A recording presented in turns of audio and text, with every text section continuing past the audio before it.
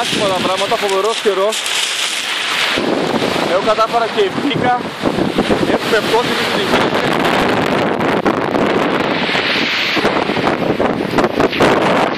Φοβάμαι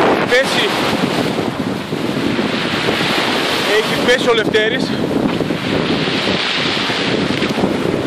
Πιο εδώ! Πιο εδώ, όχι στο βράχο! Πιο εδώ! Εκεί είναι επικίνδυνος να στυπήσει το κύμα.